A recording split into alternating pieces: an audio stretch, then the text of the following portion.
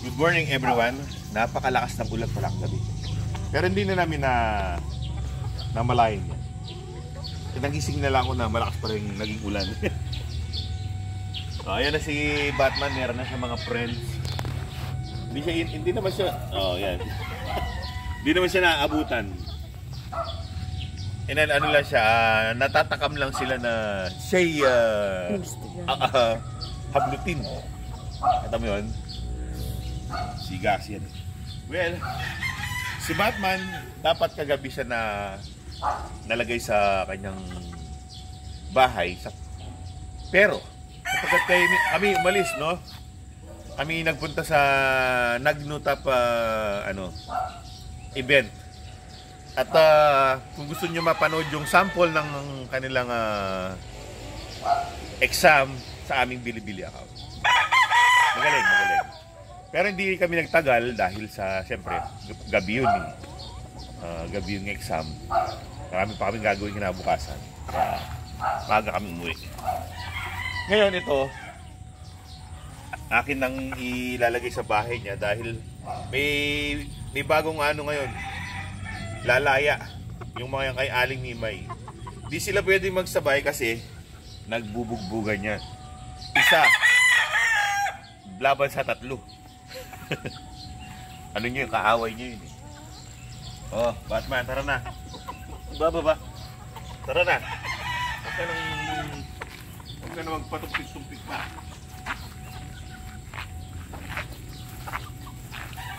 Judging. Oh. Ciao. Di ba? Iyain ka. Oh, diyan ka na. Yung mga tanglad dito, matagal na dito yan eh. Tatanggalin ko yan na yan dyan. Tatanggalin ko na yan. Maglalagay ko ito. Sample. Kunwari ito. Tanggalin ko na yan. Hintira ko na lang siguro yan. Yan. Itatanim ko to sa tabi ng mga tipi. So, lilinisan ko muna.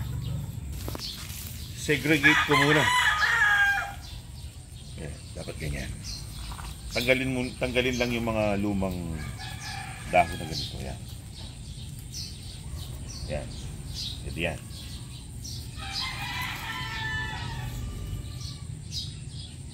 Pero syempre, pag itatanim na yan, tanggalin mo na yung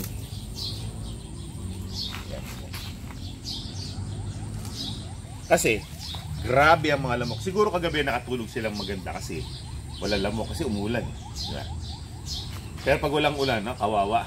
Kaya magtatanim na ako ng tanglad sa mga tipi nila. Ito na yung malinis na. Nalinisan ko na yan. May mga ugat siya. Maganda magtanim ngayon kasi tag-ulan. Ito yung sasample natin muna. Ito yung tipi nila, syempre, di ba? Dito ako magtatanim.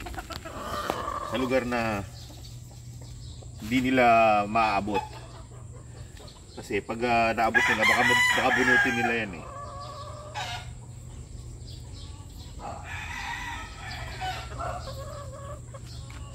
Ayan o. Diba? Tapos gagawin mo na. Tubo yan. Mabilis tumubo yan. Parang damo yun. Para kasing damo yan sila eh.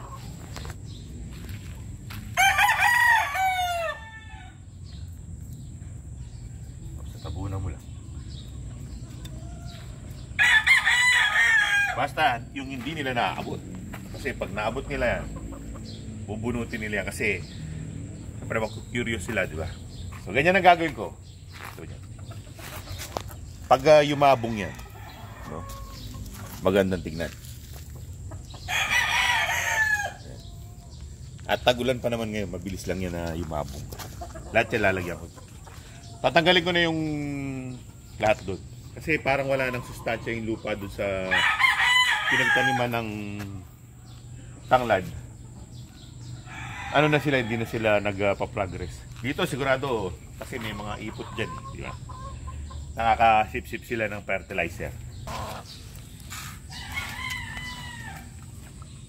Agwapo! Buntot na lang kulang yan. Ang favorite. Favorite siya, favorite. O yan, second favorite.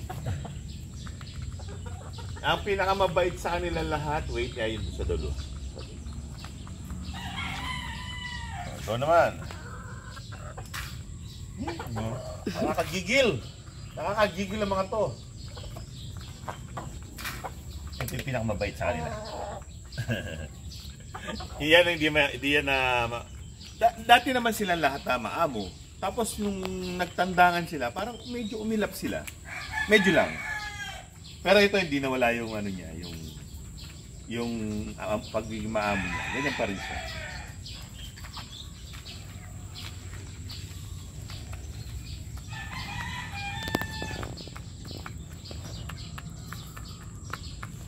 Ba? Grabe ka, ah. Bad girl. Excited kumain pag ganyan. Hindi naman yan ibig sabihin uma-attack, hindi man sila uma-attack. Excited lang sa kumain. Yan mga yan, tama-tama nasa damo. Kasi pag nasa lupa yan, ay naku po, umulan na ganyan. Madungis ang resulta niyan. Yan, ilipat natin yan. Wala na siyang damo. Oo, ililipat ko na yan. Iangat ko doon sa taas.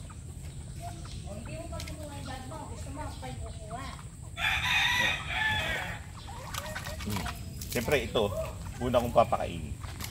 Kasi dahil nasa loob yung kanyang kainan. Pinapakain ko yan kahit babae, enertone. Nagtatanong nga pala, no? Anong pinakakain ko daw sa mga babae? Nasabi ko na ba yun? Hindi pa, no? Sabi ko, enertone din. Kung anong kinakain ng mga tandang, kalahatan, enertone din. Sila daw, iba yung pinapakain nila sa babae para makatipid. Pero ako hindi. Kasi, yung mga babae na yan, gagamitin mo yan pang breeding eh. Tapos titipirin mo, di ba? Huwag tipirin. Bagkus, kung tutuusin nga, dapat mas mahigit pa yung kinakain yan eh. Kasi siya yung nagpo-produce ng itlog. Siya yung magbe-bear ng kanilang magiging future. Yung mga ilalabas niyan, yun ang mga pambato mo. Kaya dapat masustansya. Pag totoo naman yun na mas kailangan nila ng nutrients sa kapag breeding season. Yun naman ang pinapakain mo. Kaya binibigyan sila ng egg. Wow, sana. Ngayon pa lang, binibigyan ko na yan ng egg 1,000. At saka yung pagkain nila, ano na? Oh, yan ang pinaka-vitamins nila, mga babae, egg 1,000. Sa mga lalaki naman, yung vitamin pro. Yung mga tandang. Kasi marami kami stock doon. Hindi pa nauubos. Tapos naman, kapag breeding season na, kakain na sila niyan. Successor. Para sumakses. Maging successful lang kanila. Kanina ba to? Parang hindi ko alam.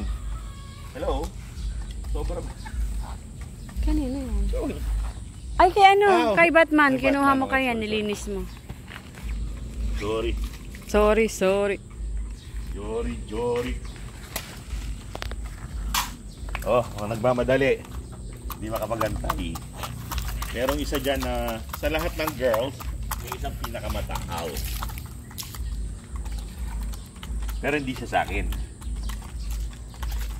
Ayun o.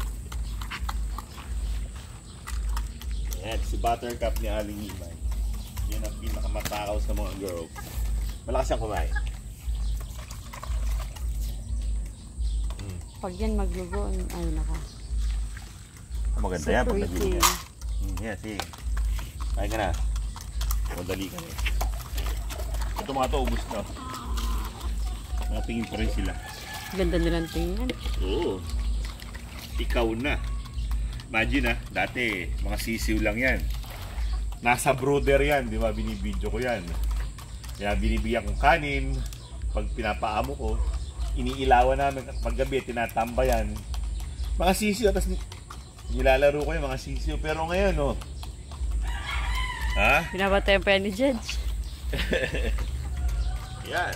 O, tinatambayan ni Judge sa labas yan pag gabi na. Doon siya natutulog sa tabi ng mga brooder eh. Kasi siguro dahil may mga pusa dyan eh. Kaya tinatambayan niya. Ganda tingnan no, pag umulan no. Dito sa lugar dito, tuwan-tuwa ako dito kasi hindi nagpuputik dito kasi mabuhangin yung lupa. May mga bato nga lang pero tinatanggal ko naman yung mga bato. Nire-rake. Oo, nire-rake ko yan para hindi maano sa paan ng mga alaga. O ito, last si No Buntot. No Buntot. Tingnan nyo last yung buntot. Malagandang. Malagandang to you. Matanda na yan. Matanda na yan si Malagandang. 7 years old na ngayon. Dati 6 years old lang siya, no? 7 years old na. Pero nag-anak pa ng 3 kaso na malaria. Tinamakas kami ng malaria. Grabe yung mga lamp dito. Nakakainis. Lahat na ng pati yata lahat na ng scientific ginawa ko na. Yeah, pati pagtatanim ng tanglad. Oo, scientific yan eh. Gusto ko na mag-resort sa sa albularyo eh. O maghanap ng agimat para sa kontralamok eh. Agimat. Kasi hindi na umuubra yung scientific. Sa sobrang kulit ng mga lamok, di na umuubra.